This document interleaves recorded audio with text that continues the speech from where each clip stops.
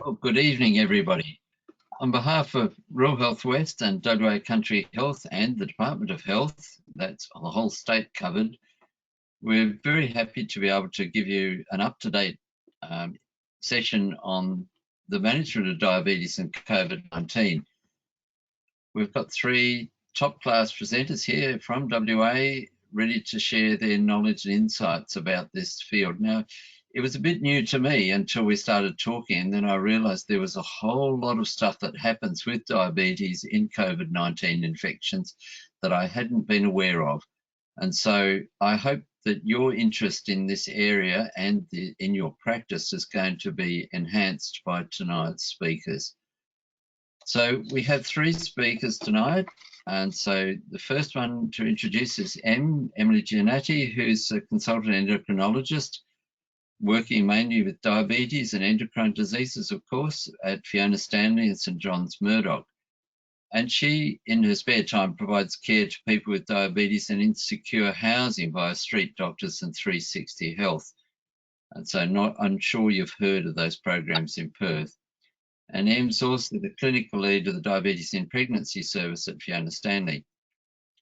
And that's a complex area in pregnancy with the COVID. So that's really getting into the nitty-gritty of the difficulty areas. Em has extensive experience managing patients with diabetes via telehealth in both public and private sectors and supporting Indigenous patients.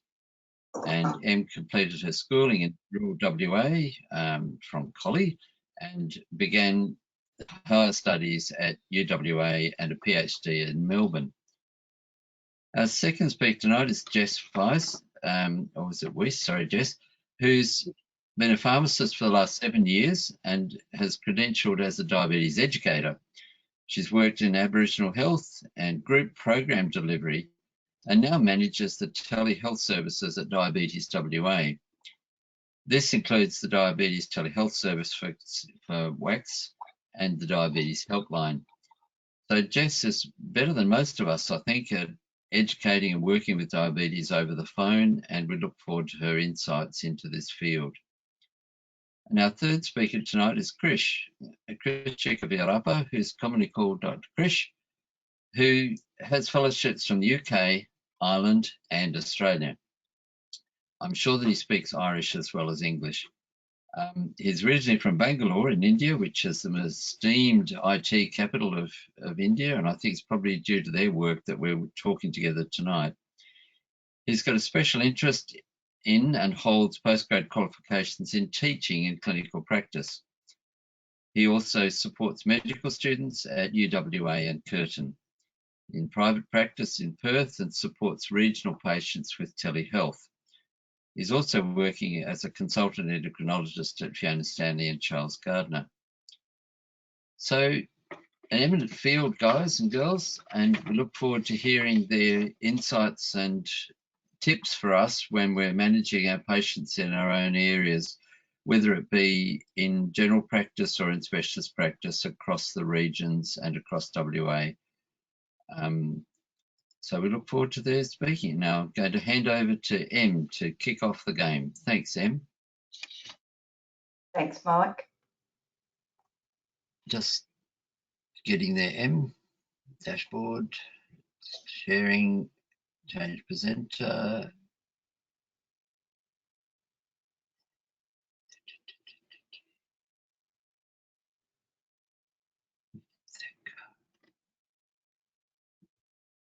Where did that go?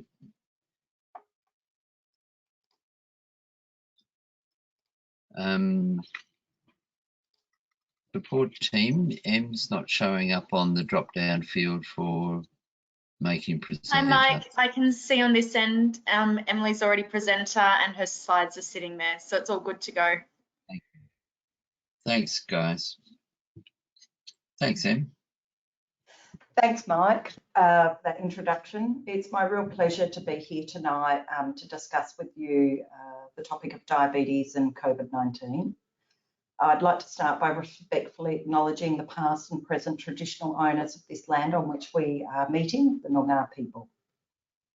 I have no disclosures to make that are relevant for this presentation, and all opinions expressed are mine alone. The panel of presenters tonight have identified these as the key learning objectives for tonight's webinar. To recognise that patients with diabetes are at greater risk of developing complications and mortality from COVID-19 infection. To recognise that hyperglycemia is common in patients with and without diabetes who have COVID-19 infection, and that hyperglycemia is associated with poorer outcomes. To continue to support patients to effectively manage their diabetes and general health through the pandemic. To effectively use telehealth to monitor and manage patients who have diabetes, including remote insulin starts.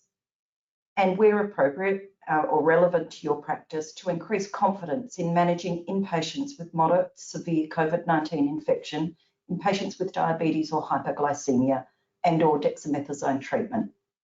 And to recognise altered screening and management recommendations in specific scenarios, including pregnancy, diabetic foot disease, and estrogen treatment. It has been recognised through multiple studies that unfortunately people with diabetes are at a greater risk of complications and mortality from COVID-19 infection. This study demonstrated increased in-hospital mortality in patients with diabetes, with crude rates of death in people with type 1 diabetes of 138 per 100,000 persons, as compared to people with type 2 diabetes, a crude death rate of 260 per 100,000, compared to the general population of 27 deaths per 100,000 people. This figure on the left-hand side of your screen comes from that study. On the y-axis is the deaths per 100,000, and along the x-axis is age. Light blue and purple are the non-diabetic population, whereas red is type 1 diabetic people and blue is type 2 diabetic people. And this clearly shows an increase in mortality associated with diabetes as compared to the non-diabetic population. You also see that age also impacts on the risk of severe disease and mortality in people with diabetes and without diabetes, as does obesity and other comorbidities. In our type 1 diabetes patients, it appears that age older than 40 is a risk factor for more severe disease, whilst children and younger adults with COVID-19 infection and type 1 diabetes tend to experience milder disease and better prognosis. Both acute and chronic hyperglycemia is associated with poorer outcomes in patients with COVID-19. Mortality risk is increased in patients with pre-admission elevations of HbA1c in both type 2 and type 1 diabetes. In the bottom left-hand corner of the screen is a figure taken from a study from Wuhan in the early part of the pandemic, which demonstrates that admission fasting blood glucose level was when higher was associated with a greater risk of ICU admission. On the right-hand side of your screen is data from another study out of Wuhan, which shows a greater hazard ratio of death in patients with severe COVID-19 who experienced hyperglycemia during their admission. COVID-19 infection can precipitate diabetic ketoacidosis, hyperosmolar hyperglycemic states, and severe insulin resistance in people known and unknown to have diabetes. In a systematic review of reports of patients with COVID-19 infection presenting with DKA or HHS, 77% of patients had known type 2 diabetes, 12% type 1 diabetes, 1% gestational diabetes, and about 10% had a new diagnosis of diabetes. On the right-hand side of your screen is a figure from an Australian study early in the pandemic. And I think this shows very nicely that insulin requirements in patients with severe COVID-19 are much higher than those generally reported in studies of critically ill patients. And also those requirements can significantly and quickly drop as the patient improves. So we have on the y-axis the total daily dose of insulin for these patients, and on the x-axis their day of admission. The red line is their charting their CRP, whilst the blue line is the total daily dose of insulin. And you can see in these patients with severe COVID-19 infection that they were requiring doses of 50 to 500 units of insulin a day early in the course of their illness, and those requirements dropped significantly as they improved.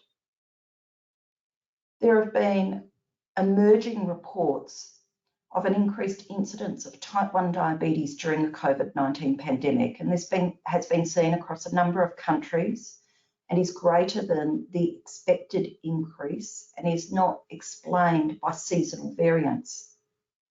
In addition, children and adolescents have been more likely to present with diabetic ketoacidosis at diagnosis and have more severe DKA than prior to the pandemic.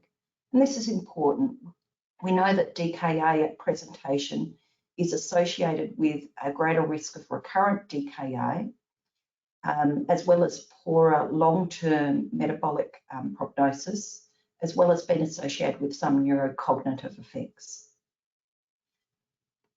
This figure on the right-hand side of your screens, I think, is a really lovely illustration of how COVID infection may contribute to new cases of insulin-deficient forms of diabetes, as well as new diagnoses of type 2 diabetes.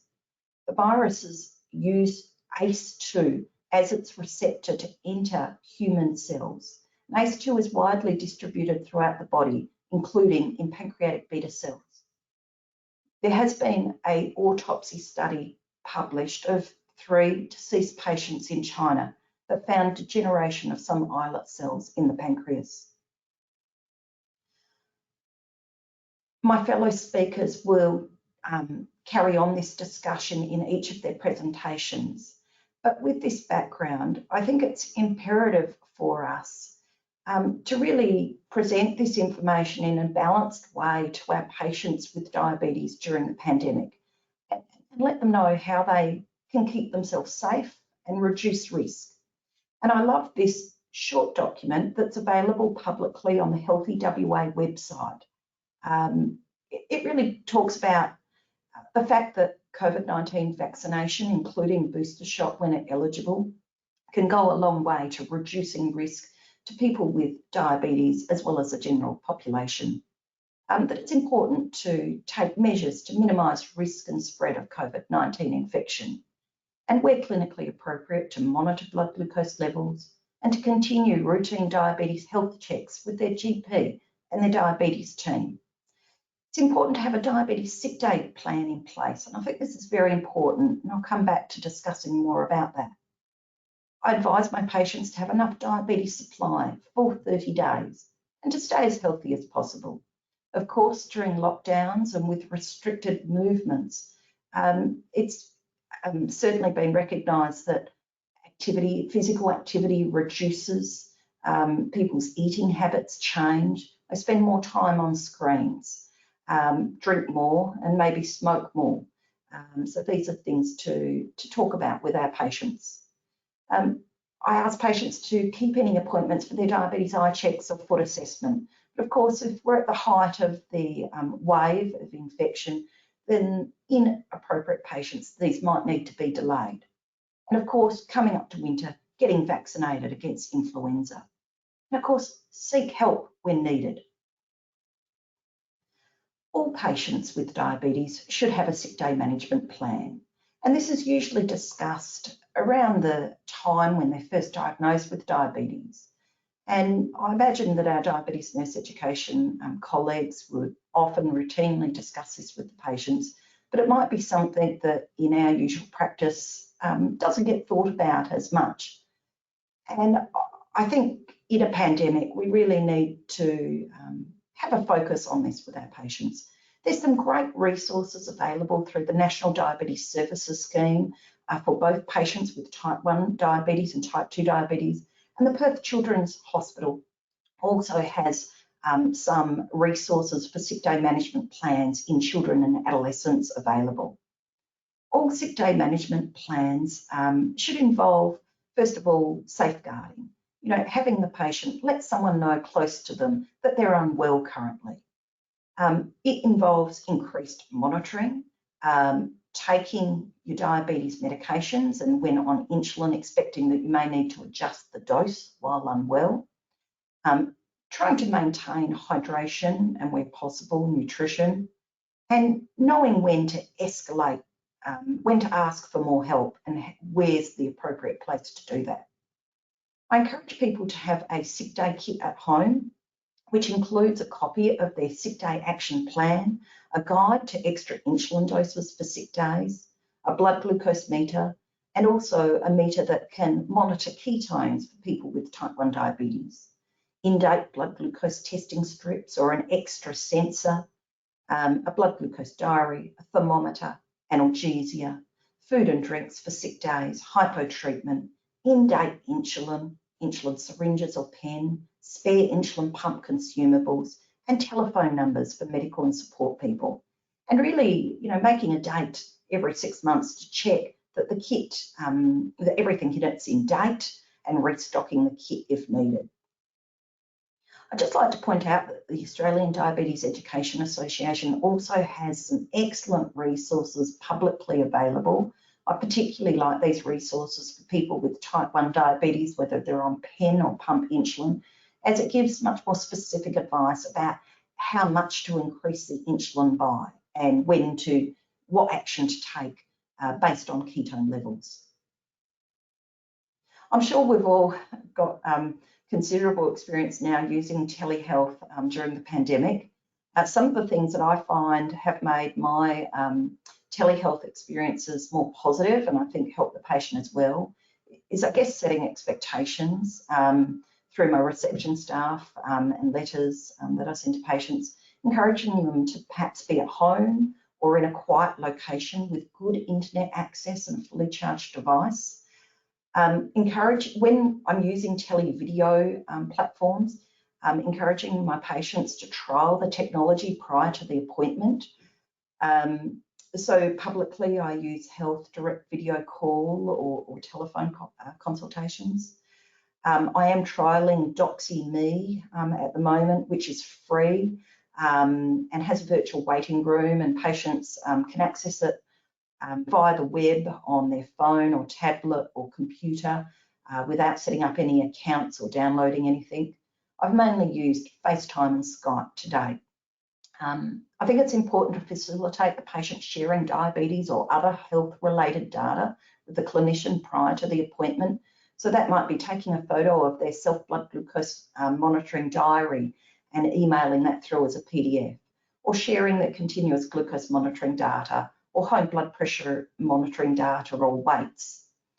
I don't have access to e-prescribing, so I generally fax scripts to the pharmacy for pickup, noting that some pharmacists are now participating in a delivery process via Australia Post. I post request forms and I provide links to online education sources. Just a shout out to the National Diabetes Services Scheme. They've got excellent fact sheets on a broad range of topics related to diabetes. I also often refer people to the free online My Desmond course, which is great for people with new diagnoses of type 2 diabetes or people with type 2 diabetes who need a refresher. I use tele-education to educate my patients about starting insulin or using a meter or so forth, and involve my diabetes nurse educator and dietitian colleagues. And I think this is a really important opportunity to remind patients that they're likely eligible for COVID care at home if they do test positive for COVID-19, but that they need to opt in, they need to register at that time, as well as to reinforce and review sick day management plans. Dr. Krish is going to talk more about the management of adults with diabetes and COVID-19 infection. I wanted to draw your attention to the fact that in those patients with mild COVID with diabetes who will be at home, that their usual diabetes treatments generally can be continued. Of course, if they do get any vomiting or diarrhea as part of their COVID-19 infection, you might need to consider stopping the SGLT2 inhibitor therapy as of the increased risk of euglycemic diabetic ketoacidosis. You might consider stopping sulfonylurea because of the hypoglycemic risk in that setting. And GLP-1 agonists and metformin can cause gastrointestinal disturbance and kind of cloud the picture.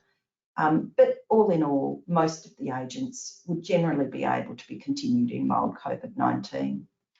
Early in the pandemic, there was concern, given that the virus uses ACE2 as the receptor to enter human cells, that ACE inhibitors and ARBs might cause worse prognosis in patients with COVID-19 infection. And this is because they upregulate ACE2 expression. However, there's been multiple studies now showing that there is no cause for concern and that the prognosis of patients who are taking these medications are no different to patients who don't.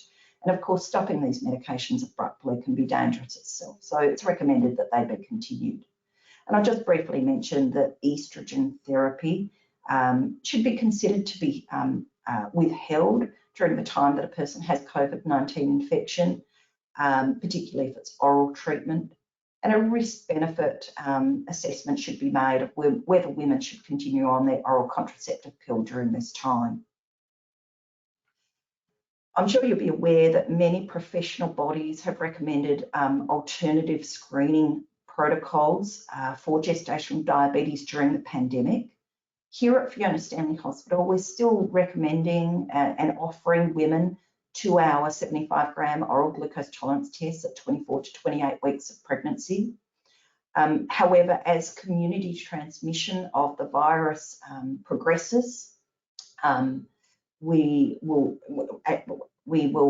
offer more of, and of course, if a woman currently was to decline oral glucose tolerance testing because they were worried about their risk of attending a pathology centre, we would offer them alternative screening now. And that would essentially involve a fasting blood glucose test.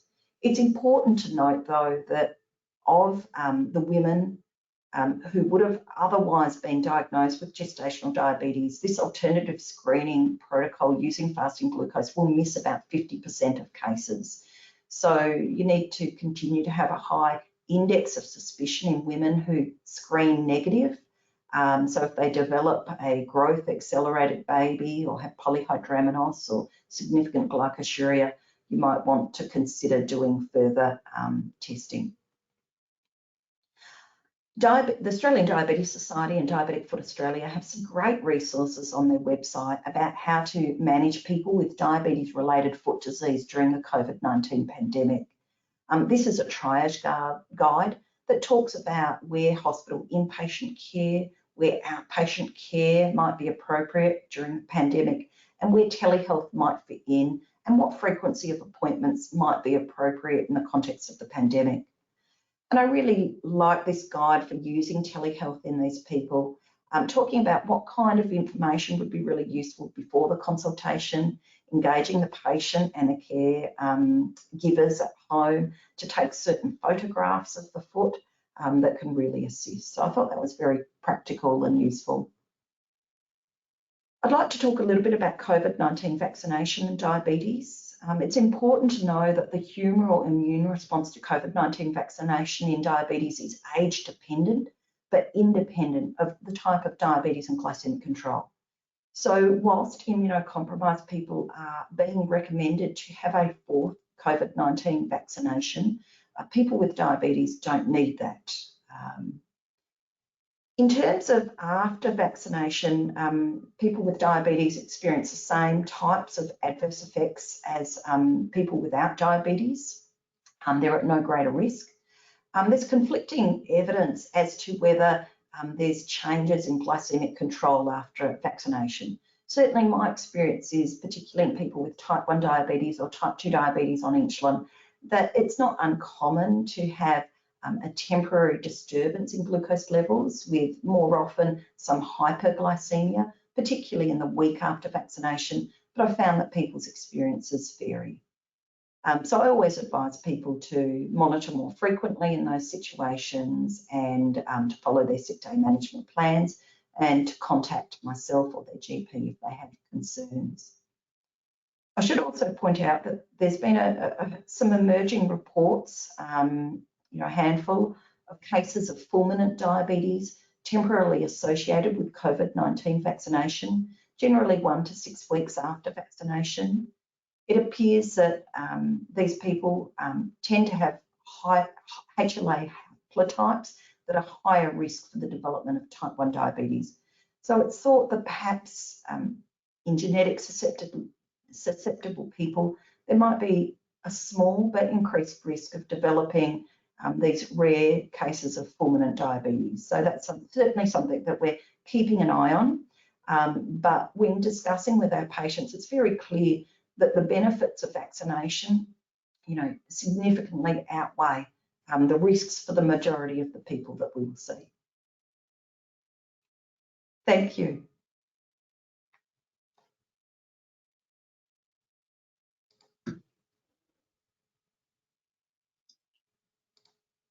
Thanks, Emily.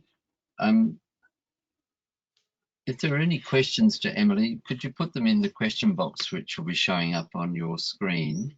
At the base of it, there's a tab which will have questions on it. If you could put them in there. If you do, I'll hold them over until we're finished, and then we can present them to Emily now rather than wait for them to be typed in. Our next speaker is Jess Weiss. Jess is a banana bender who arrived from Queensland at some unknown age before adopting Western Australia as her home. And so she's going to talk to us about the telehealth side of education and patient education. Over to you, Jess.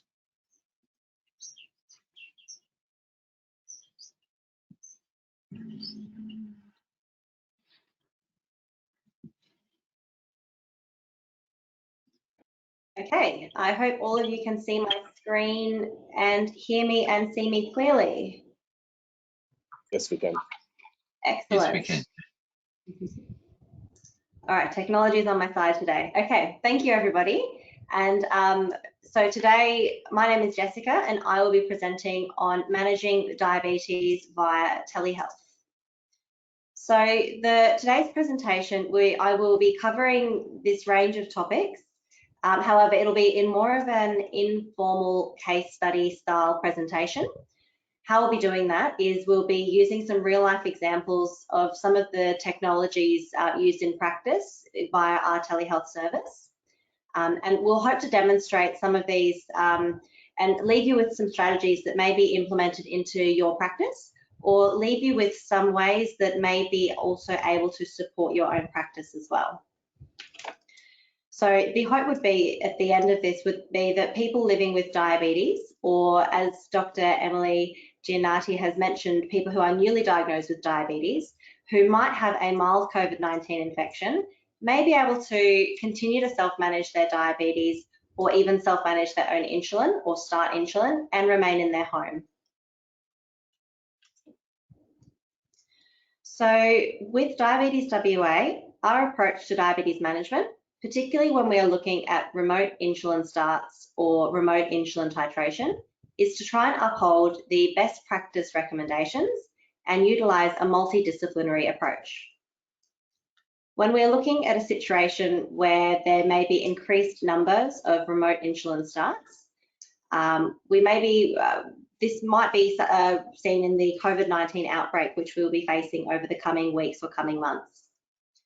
So we might be looking at increased demand due to existing diagnoses of diabetes now requiring insulin, or an increased rate of new onset diabetes.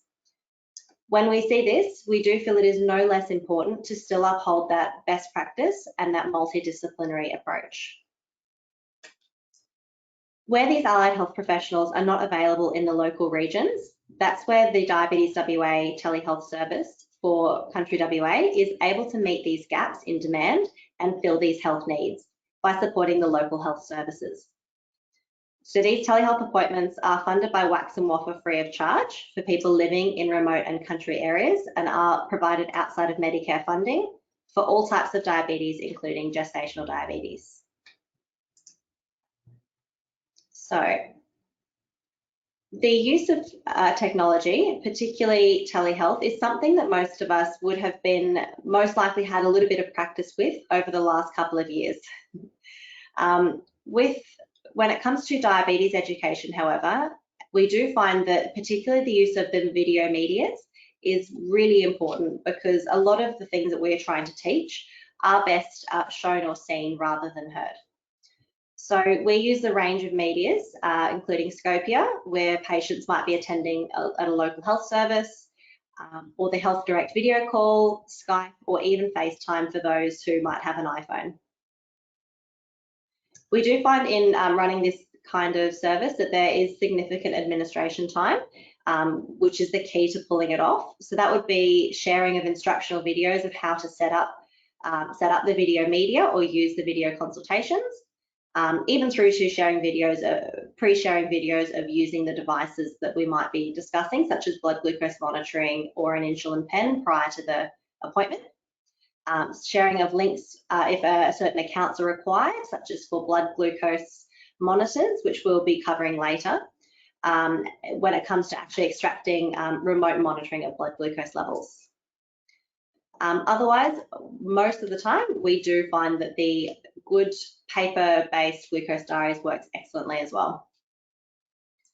With the remote monitoring of glucose levels, the Libre sensors or the continuous glucose monitors can be a real game changer with trying to actually receive very detailed glucose data. However, these technologies can be quite price prohibitive for most people if they don't receive subsidy. So that's why we rely quite heavily on just the paper-based glucose diaries. And I'll be sharing some examples of how we've used those for someone who is initiating insulin for the first time. Outside of that, we also do find that the free 2-week Freestyle Libre trial can be very handy, and I will bring up more information about that later in the presentation. So I mentioned that we love the use of video technology when it comes to diabetes education. So here's some examples that we use in our daily practice. So the magnet man to the left of the screen, this is him just at the end of the day after he's had a wonderful afternoon of teaching people about how their diabetes medications are working.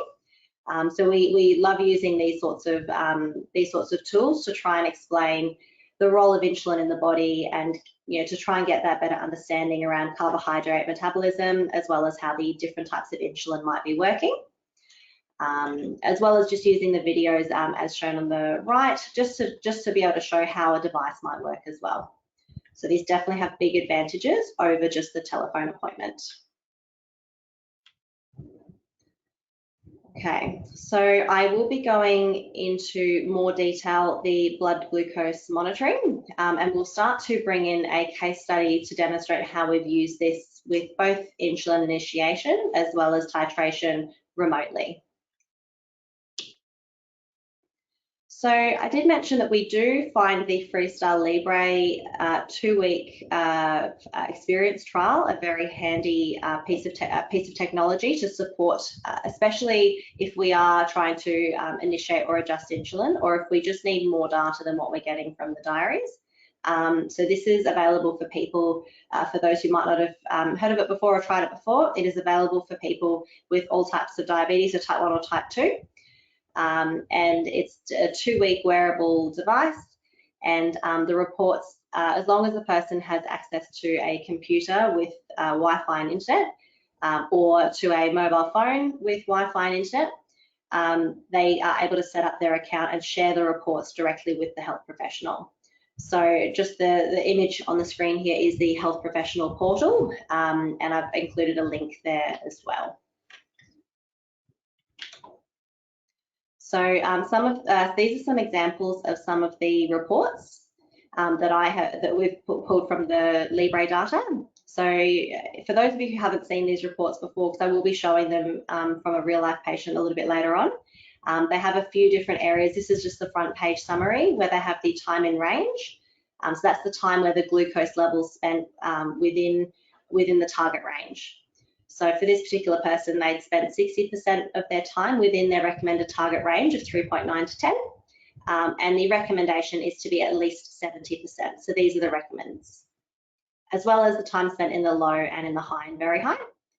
Ambulatory glucose profile is again just showing the average over the week with your 95th percentile. So you can see where the excursions outside of the glucose range fell at a glance. So these were predominantly in the morning, and again that sort of late afternoon, as well as a predicted HbA1c as well. And then there's the daily glucose profiles as well, which again are a little bit self-explanatory, just showing the glucose fluctuations through the day, just to try and pinpoint exactly what's going on. So the case study that we've picked is from a real telehealth patient that we had. So she was referred into us, a 54-year-old female with type 2 diabetes. Her HbA1c was at 11% and her random blood glucose level was 28. The medications she was taking for her diabetes management were metformin 1 gram extended release, gliclazide 30 milligrams slow release. She was also on an antidepressant as well. And she had, by all reports, had a healthy diet and was not experiencing any diabetes complications. So what our team did was so our educator who saw her initially had her fill in a 5-day blood glucose diary just to try and get some understanding as to what was going on with her blood glucose levels. And this is prior to her commencing insulin, as the recommendation following this was for her to be commenced onto insulin. So here is her 5-day glucose diary. As you can see, especially her fasting levels were very high before breakfast. And she was particularly good at filling in her diaries. So we do try and get as much data on those diaries as possible. So it is possible to get excellent diaries done. And we married this up with this is just one page. There are a few pages to go with this, but we married this up with a food and activity diary as well, just so we can try and match what was happening with the glucose levels with what was happening with her meals and her lifestyle as well. It was sort of determined that it was probably more the need for insulin. So they did end up commencing her on insulin. So we started off, just back to the diary, we started off with some quite high, especially the preprandial, so the fasted blood glucose levels were quite elevated. And then following initiating, it was 10 units of Toujeo that was started as a twice daily dosing, so 5 units in the morning, 5 units in the evening. And this, I believe, might have been started once a day initially, but it was ended up with twice a day, and it did start to bring down those fasting levels. So that was the insulin Toujeo that they started her on. So with our telehealth service, before we initiate somebody on insulin, we do provide, with our referral form into the service, it does come with with this information with regards to adjusting the insulin. So we do try and encourage that before we start someone from insulin, just to make sure we have considered all of these factors prior to, just to make sure that this person is capable of using the insulin themselves, or that they will have adequate support to use the insulin themselves, especially being remote. Because we're not physically there, there's minimal actual physical support we can provide. So just making sure that there is support at the patient end with regards to that insulin, or that they are capable themselves. Just making, even the time of day that we would want to start it, because again, we are doing this remotely, or we find doing the insulin starts earlier in the week, just so that over the first couple of days, if there are any issues, if we are having hyperglycemia, or if there's any other questions or concerns, that people are available to help, as well as we do encourage that during the appointment, if the person can bring someone that will be their support person or someone they are living with into the appointment, that can be particularly helpful if that person hears for example, the hypoglycemia education, as they might be the ones supporting a hypoglycemia treatment. And it has been mentioned multiple times during this presentation, during the today's session, I'm sure will be continued to mention later on, is making sure that the sick day management plans are up to date and that they do have information around insulin on there. So if we are changing from orals to insulin, just making sure that that sick day management plan is updated to reflect that. And again, I've provided some helpful links here for more of that clinical type support and information. So I will be providing those more for the end of the presentation. So no need to jot those down. So we've done a case study on the insulin initiation. I'll quickly whiz through the titration of insulin, as the titration of insulin is really does require that multidisciplinary approach. So the particular case study we actually discussed earlier, following her initiation of insulin, it was actually found that she was actually diagnosed later on with LADA, so with the autoimmune diabetes rather than type 2. So she was then later started on insulin aspart or the Novo Rapid with her meals. So during this time, with her new diagnosis, she qualified for flash glucose monitoring. So this was commenced with her, and she received carbohydrate counting education initially, but this was an ongoing thing at most appointments, just making sure that her counting of carbohydrates was accurate. We were then able to use that with a credentialed diabetes educator. So we had both dietetics and credentialed diabetes educators working very closely with her. Insulin to carb ratio and insulin correction factor were calculated for her, and our educators were seeing her every couple of weeks. So how we base our titration of insulin via telehealth, this is the system that we follow, and again, this is on our referral form into the service, that we have the set targets that we're aiming for, and we use small incremental adjustments until we reach those targets. So this is these are the Libre reports from that particular patient. I've just got them side by side from 3 months apart after we started her insulin therapy and were titrating it. So initially, I'll just highlight here, we can see her time in range had improved from 58% to 75%, which is very significant and definitely within recommended range. And you can also see her ambulatory glucose profiles. She's got much less variation and she's much more in target most of that time.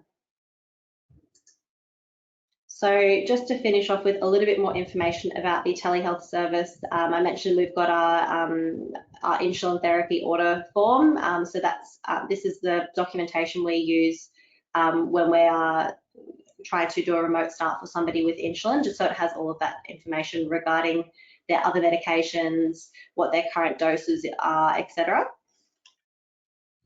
And finally, I've just included a few links and some more information there as well. And thank you. That was the end of my presentation. So please leave as many questions as you can in the question or the chat bar, and I will look forward to answering those at the end. Thanks, Jess.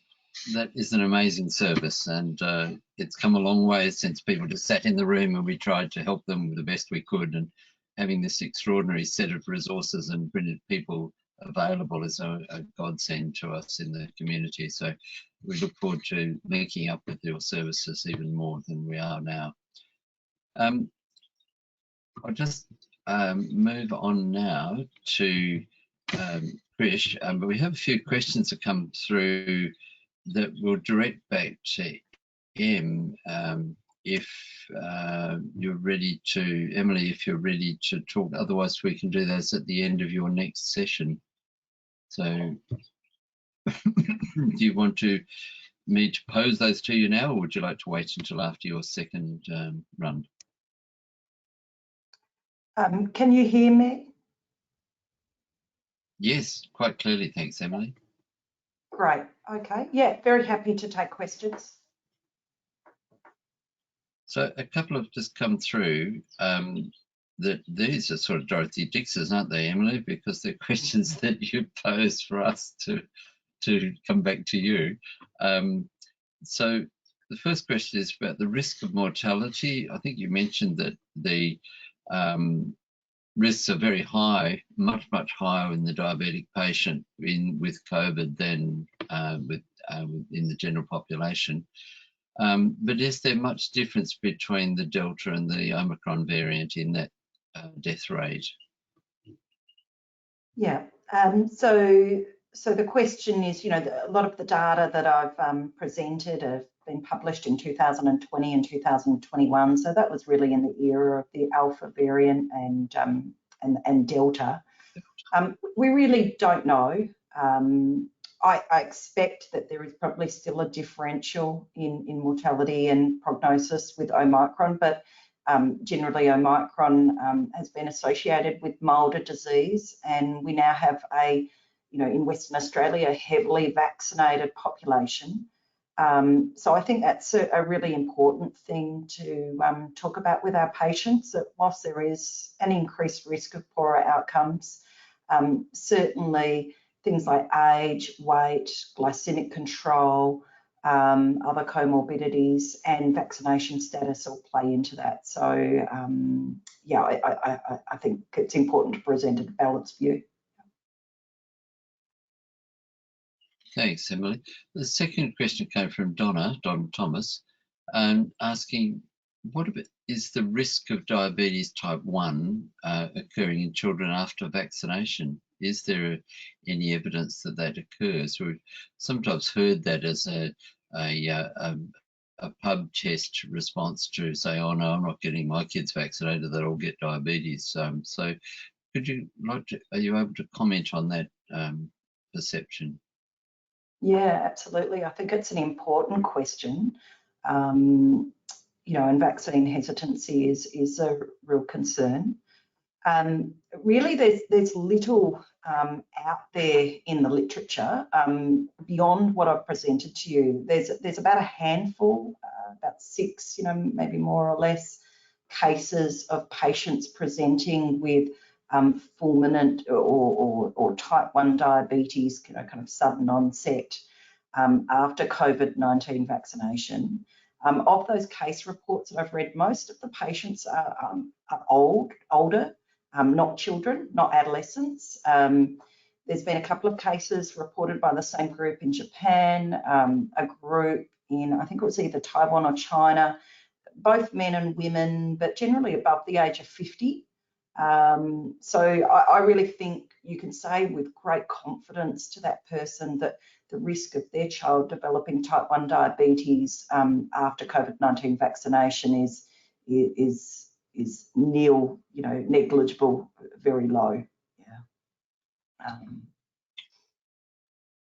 Thanks, Emily. So we could almost say that in the whole of the world, experience has been unheard of, despite all the intense reporting, particularly to those who may still be sceptical. Would that be a fair comment? Yeah, I think that's a fair comment. No, I think we're all, you know, probably had lots of these conversations in the last 2 years and, you know, prior to the pandemic about vaccination in general. And I think it's always important to, you know, to talk through a person's concerns and present the information.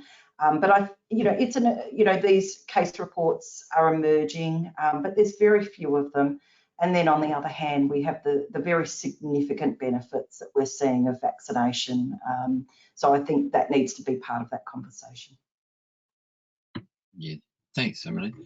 There's one more question, that the recent evidence suggesting that metformin and the DPP-4 inhibitors have a better prognosis in patients with diabetes and COVID-19. Should we be thinking about instituting them or more as a follow-on from after treatment once they're starting to recover?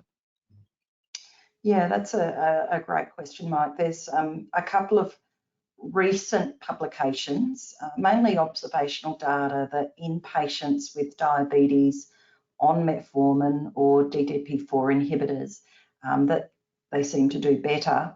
Of course, I've suggested to you that, you know, if they had, you know, moderate or severe COVID, you know, if they've got acute kidney injury, you know, you'd be stopping the metformin and, you know, probably relying on a lot of insulin, not really considering DPP-4 inhibitors in those patients. So look, I notice that the National COVID-19 Clinical Task Force are currently considering this and are going to provide guidance. So I think people should stay tuned and watch that. I think there's a real paucity of randomised control or interventional data. So I think we should take a pragmatic approach. Most of those patients, like I've shown you, are going to have quite have a need for insulin treatment when they're in hospital, and I wouldn't, may have other contraindications to metformin. So I think at this point, that data doesn't change my practice.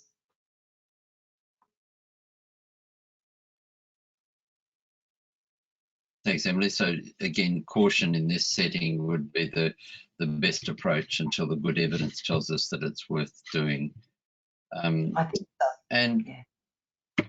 And the last brief question is the use of Cgms in hospitalized patients. Some of us in our rural hospitals may be involved in this. Would you like to comment on that, please? Yeah, that's a great question. I might take the option to defer the question because it might come up in Dr. Krish's presentation, but I think if it doesn't, let's discuss that at the end. Yep, shall do. Now, everybody, thanks for listening in, and for if you do have any questions, pop them in the question box, as we've said before, and we'd be delighted to discuss them. Now we move on to Krish, who's going to talk with us more about the management of diabetes in this condition. Thanks, Krish. Over to you. Thanks, Mike. Can you all see my screen? Yes. And thanks, Krish. Brilliant. So good evening. Thanks for attending. My topic is management of hyperglycemia in COVID. I mainly discuss about moderate to severe type of COVID infection where the patient will be hospitalized. And this is what I'm going to cover. I'm going to briefly mention importance of diabetes in COVID, and I'm going to quickly do a case study and identify the challenges we encounter in management of diabetes in COVID, and looking at the solutions that are in addressing those challenges. So what is the importance of hyperglycemia in COVID? Many studies have suggested that COVID positive patients who have diabetes, hence hyperglycemia, have increased risk of severe illness and mortality. There are many reasons why a patient with diabetes, when they contract COVID, can have unstable blood sugars. These mainly due to counter-regulatory stress hormone response, use of glucocorticoids, which is commonly used in moderate to severe cases, and interruption to nutrition.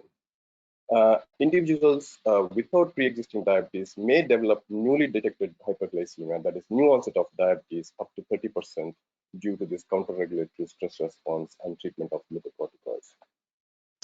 Acute hyperglycemia causes immune, cardiovascular, and endothelial dysfunction and is associated with the worst outcome in patients hospitalized with COVID. In the UK, after the first wave of COVID-19, high-performing trust and hospitals have shared their experience. The lessons learned from this experience is published in a document called GIV, Getting Right First Time.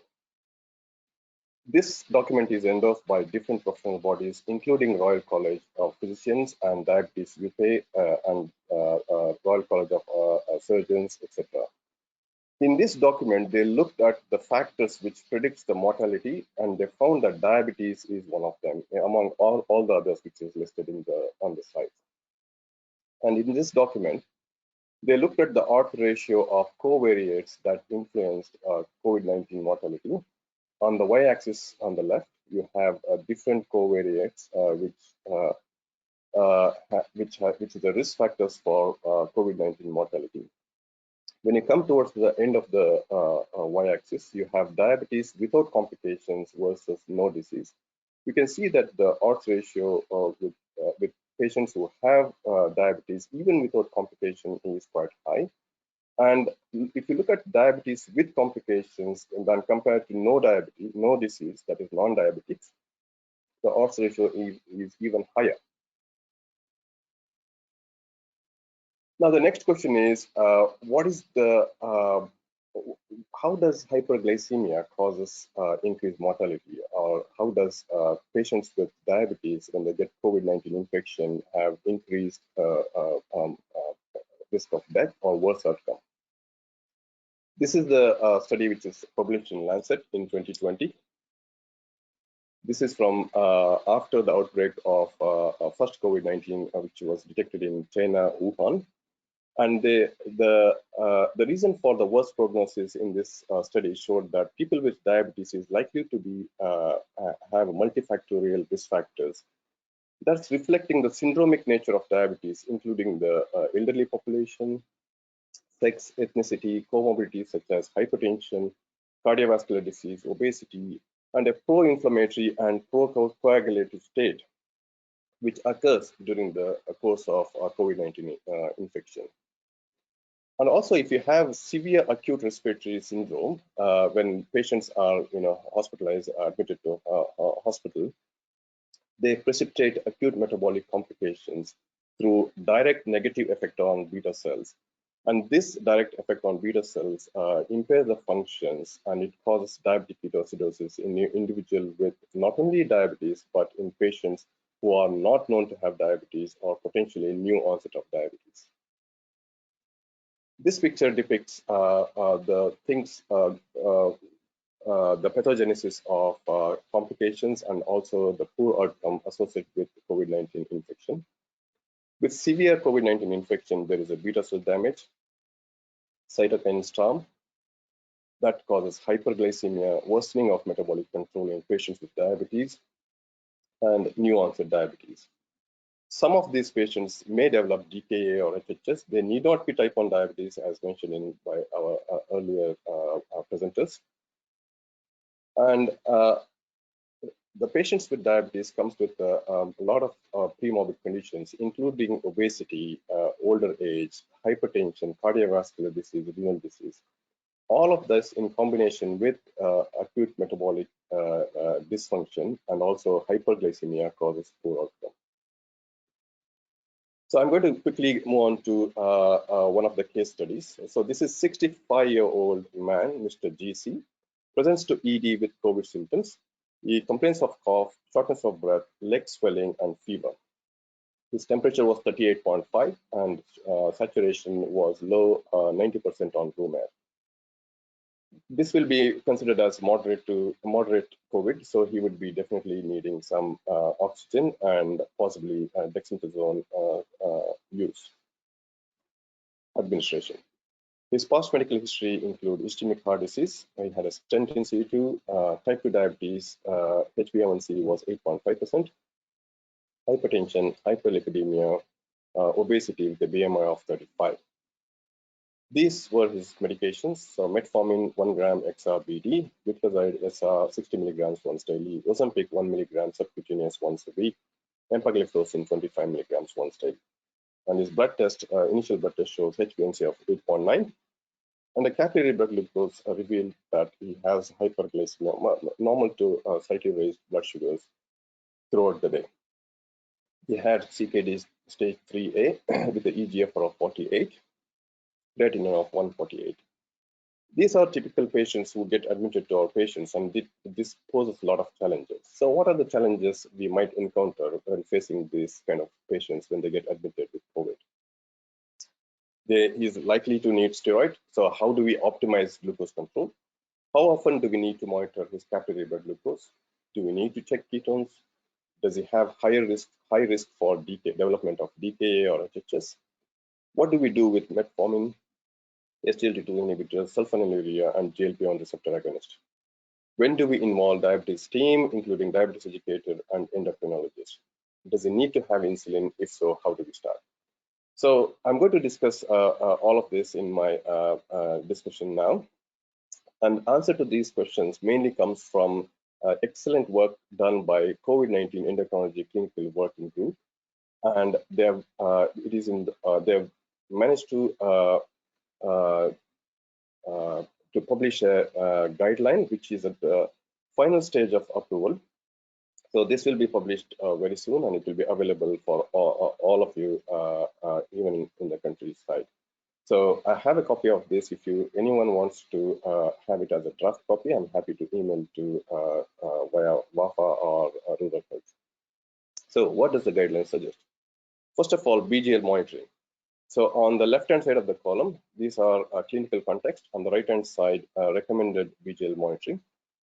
Patients with diabetes or hyperglycemia. So those who are known to have diabetes, or those who are presented with the first episode of hyperglycemia, that's new onset of hyperglycemia, they need to have a BGL 4 times a day, fasting, pre-meals, and before bed.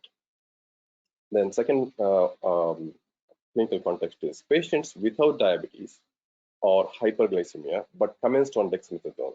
We all know that dexamethasone causes hyperglycemia. So what should we do in those patients who don't have diabetes, but they're put on dexamethasone? Again, it will be the same as patients who have diabetes. Check 4 times a day BGL for first 48 hours. If the BGL remains less than 10 in the 48 hours, you can reduce the checking of BGL to BD, which is fasting and pre-dinner. Patients without diabetes or hyperglycemia or dexamethasone, those patients who are mild symptoms, they don't have diabetes, they don't need dexamethasone treatment. You just need to check once daily blood glucose. And if it's found to be high, then we move on to somebody who has got patients with hyperglycemia or diabetes. And concerns regarding possible overnight hypoglycemia, you need additional 2 a.m. BGL, and a pregnant woman with diabetes or hyperglycemia, you need a fasting, pre-meals, and post-meals blood glucose levels. When do we check ketones? Just I put these slides on here. These are the ketone meters we use in Western Australia. In the hospital setting, we prefer to use Abbott Neo H, and in the community, some patients may use GlucoConnect and LifeSmart glucometer. All these 3 meters not only check the blood glucose, they also useful in checking the ketone levels. So what are the indications for ketone monitoring in patients who are admitted with hyperglycemia? Definitely those patients who are on SGLT2 inhibitors. And if the blood glucose is more than 18 millimole at any point, and if type 1 patients, type 1 diabetes patients whose blood glucose is more than 15 millimole, we need to undertake ketone testing. And if any patients who has acidosis present at any time, they need to have a ketones monitoring. And if there is a history of previously elevated capillary ketone level of more than 0.6 millimole per liter, we have to recheck ketones within 2 hours. If there is nausea, vomiting, decreased oral intake for more than 12 hours, note that if ketone levels are 0.3 to 0.6, you need to recheck the ketones within 4 hours. So so what do we do for the medications when they get admitted to hospital? Mr. GC had most of these agents on board. So on the left-hand side, you have metformin, DPP-4 inhibitor, SGLT2 inhibitor, GLP-1 receptor agonist, sulfonylurea, pioglitazone, and insulin. With metformin, there is a risk of lactic acidosis in case of respiratory distress, renal impairment, heart failure. Therefore, it is advised to stop at the time of admission to hospital. DPP-4 inhibitor has got a theoretical and early evidence to show that they got some potential anti-inflammatory action and potential modification of COVID-19 binding to DPP-4 inhibitors. However, this needs to be proven in the larger studies. At the moment, you can consider to continue. However, as Emily said, the glycemic control what you get from DPP-4 inhibitor is very mild. SGLT, but you can continue with that DPP-4 inhibitors if you wish during the hospital admission. Whereas SGLT2 inhibitors, when they get admitted to hospital, there is a real risk of euglycemic ketoacidosis. electrolyte disturbances, and risk of hypovolemia. Therefore, it is suggested to stop SGLT2 inhibitors at the time of admission. GLP-1 receptor agonist, again, there is a potential anti-inflammatory action reported in some of the early studies, because due to the risk of gastrointestinal side effect and risk of aspiration, as it reduces the reduces the gastric motility. Therefore, we would advise to stop GLP-1 receptor agonist if the patient is unwell and needing admission. Sulfonylurea causes hypoglycemia. We all know that. So it's better to withhold if you're definitely starting insulin, which is the preferred agent in this condition. Pioglitazone we don't normally use that much nowadays because there's a risk of fluid retention and heart failure. So the gold standard is to use insulin. This is recommended in critical patients because the risk of there is a risk of hyperglycemia. However, this will control the blood sugars very well, and we can able to modify the insulin dose, especially when you start them on basic bolus insulin, and we can titrate the insulin according to the blood sugars to get a better glycemic control. So next question is, when do you refer to endocrinologist and diabetes educator? Our guidelines suggest that these are the conditions where you need to seek help from the endocrine team. If someone has got type 1 diabetes or type 3C, which is a pancreatogenic diabetes, that is diabetes due to pancreatitis or pancreatectomy, or any diabetes related to pregnancy, or any pre-existing diabetes in pregnant women, no history of diabetes, but HbA1c more than 6.5% prior to steroids, you need to consult endocrinologist. Capillary ketones of more than 1 millimole per liter. Persistent hyperglycemia or recurrent hypoglycemia. Known diabetes or hyperglycemia during admission, and nil by mouth and reduced oral intake. So these are just a list of conditions. If you're in doubt, you just pick up the call and ring us for any help. Next is diabetes educator. You need to involve the diabetes educator early, especially in those patients who are new on insulin, new insulin starts, in patients with or without diabetes, and in patients with pre-existing diabetes who require education, especially patients unable to self-administer insulin themselves, or as otherwise requested by the endocrine team. I put a note at the bottom. It usually takes longer if somebody is elderly, or they have poor English skills, or looked after by a carer, or the patient has cognitive impairment. Please plan diabetes and nurse educator referral accordingly. So this is the overall summary of what I described so far. So how does it look? This is a management of hyperglycemia in hospital patients during COVID. So first of all, definition of hyperglycemia is at the bottom of the left-hand bottom of the chart. Fasting or before meals blood glucose of more than 8. Random or 2-hour postprandial blood glucose of more than 10 millimoles. So each column represents a different type of diabetes. If the first column is type 1 diabetes or type 3C, or pancreatogenic diabetes. So on admission, what we need to do if these patients get into hospital, check serum BGL, HbA1c, look for DKA symptoms in everyone with type 1 diabetes or type 3C diabetes. Proactively initiate titrate insulin in patients requiring steroid therapy. This is on admission. During admission in type 1 diabetes or type 3C diabetes, you check your BGL 4 times daily.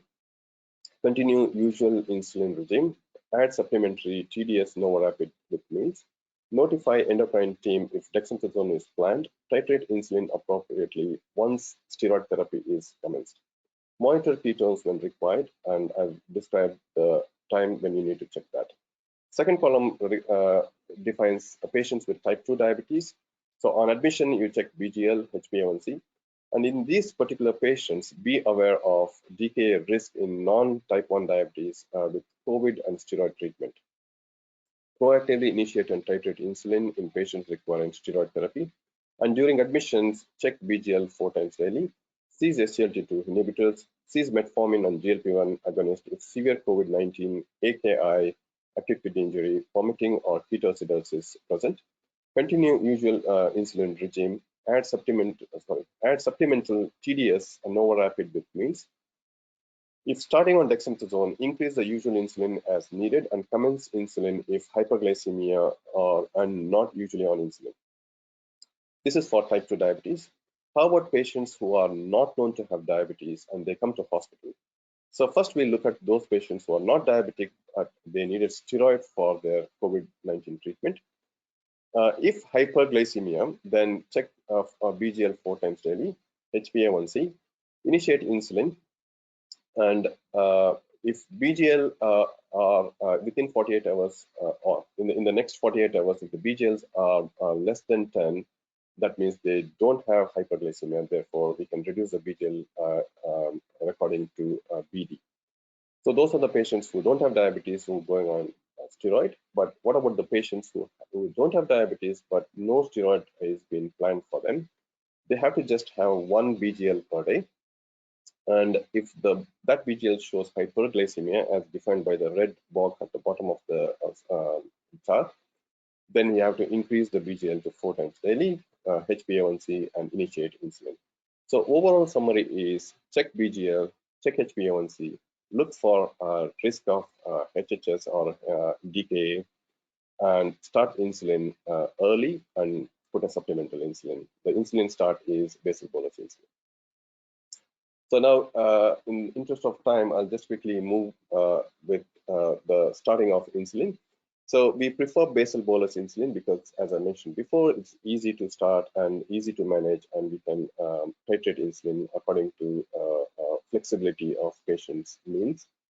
So how do we start insulin? In general situation, you go with 0.5 units per kilograms. So half of that will go to basal, half of that goes to prandial. So for example, in 80 kilogram patients, a total daily dose is 80 times 0.5, which is 40 units. 20 will be glargine, which is a long-acting insulin, and other 20 will be novorapid, 6 to 7 units 3 times a day.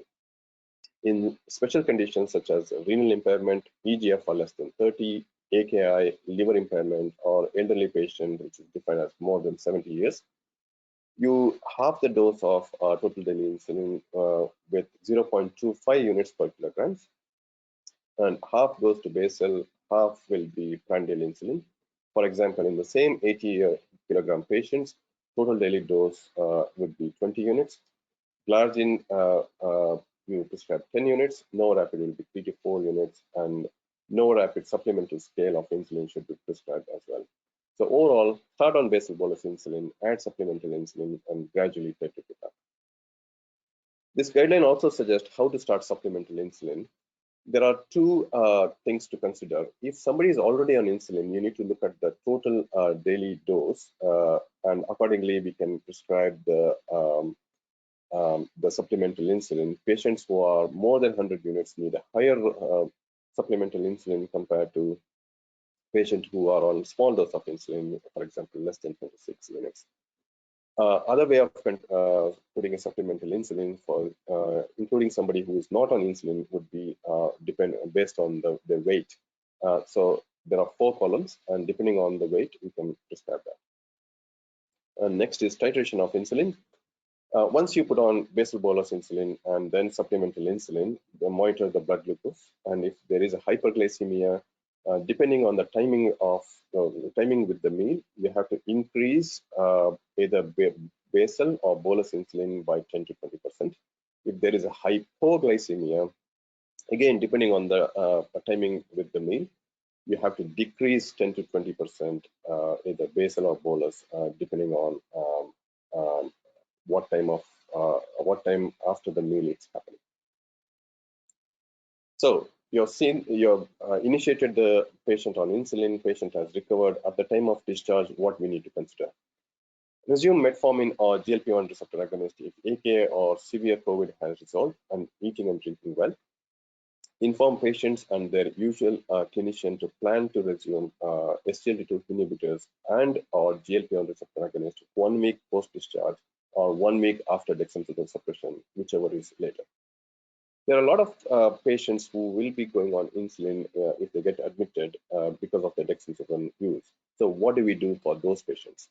Those without hypoglycemia or hyperglycemia, so that means if their blood sugar is reasonably well controlled between 4 to 14, they are suitable from a discharge planning perspective. So those patients who are commenced on insulin, if on admission HbA1c is less than 8.5, advise the patient to cease insulin 1 day after dexamethasone is ceased, and then promptly follow up with the usual GP. What it means is that those patients who have got HbA1c less than 8.5, who are started on insulin for COVID treatment, they may not need insulin, because once the dexamethasone is treated and COVID has resolved, they probably may be treated with oral glucose agent or GLP-1 receptor agonist by the GP. If HbA1c is more than 8.5%, however, these patients would need insulin, and but the dose of the insulin should be reduced by 33% of the current dose 1 day after the dexamethasone has ceased, and refer to GP for a follow-up. However, there are high-risk COVID diabetes patients who should be flagged to local endocrinology specialist or tertiary hospital for follow-up.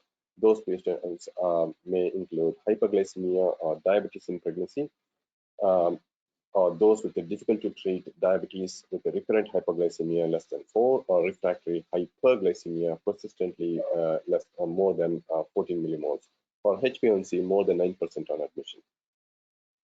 So, this is my last slide. What are the things I discussed in the last few minutes? These are the take-home messages. Diabetes and COVID combination poses higher risk for severity and mortality. Be aware of DKA and HHS even in type 2 or non-diabetic patients.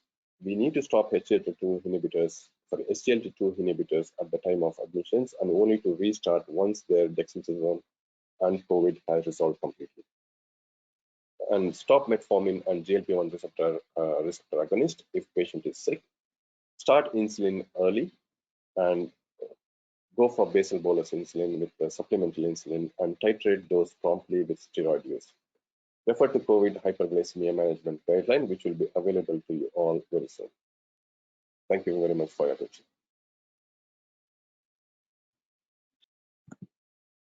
Thanks, Krish. That was an astonishingly clear presentation for such a complex area.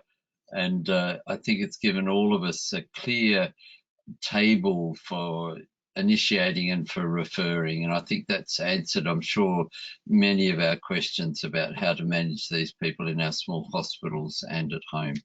And thank you very much for the clarity of that presentation. We'll move back to Em and Emily, and we'll see if there's what you'd like to add for the next few comments. Thanks, Krish. That was terrific. Emily.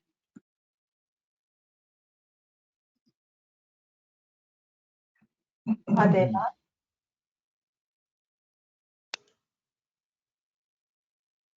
Was there a question? Oh no, we deferred the question about the use of CGMs in hospitalized patients to have a look at the finish. I think that was to a degree that was covered in Krish's talk. No other questions have come through to the chat box at the moment, so I think you've covered all the bases between all of us. Yeah, I guess Did you have glucose monitoring sensing, it's an attractive option in COVID-19 patients in hospital, wanting to try and decrease the number of times that nursing or medical staff need to enter a patient's room and don and doff PPE.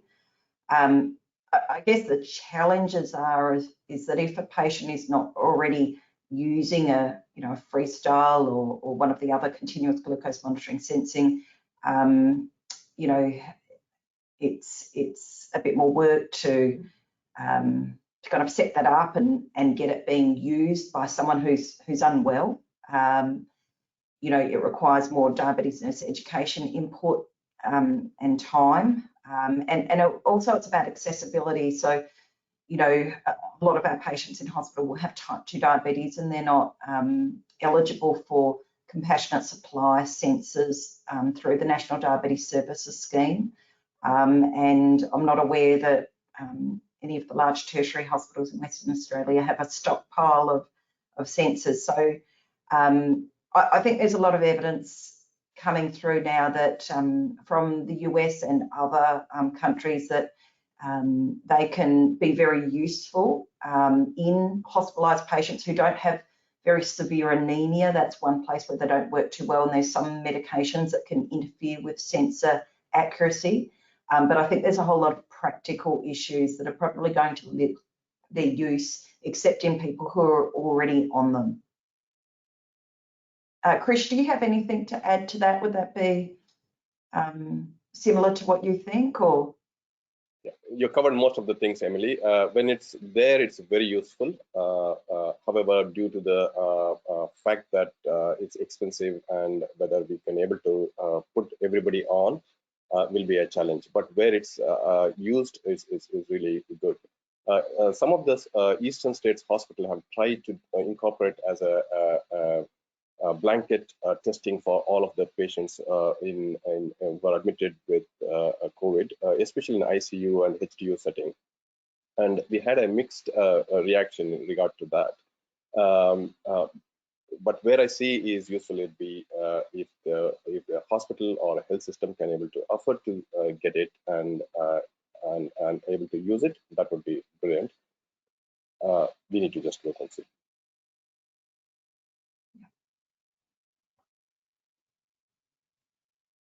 Thanks, Krish. Thanks, Emily. Final comments from anybody? Jess? I didn't have any final comments about the use of the CGM in hospitals, unfortunately. But yeah, if there are any other questions, more than happy to answer. I think you've stunned them all. So for once, there's a collective silence and nobody's left. So I think it's been a tour de force from all of you for clarity and for ease of understanding and for as a guidebook for us in our rural settings. So I want to, on behalf of Rural Health West and WA Country Health and all of us who are working in the areas, I want to thank each of you for your presentations and participation tonight and for the time that you made available to help out. It's very much appreciated, and we look forward to meeting you in better times. Thank you. Thank you. Thank you. Thank you.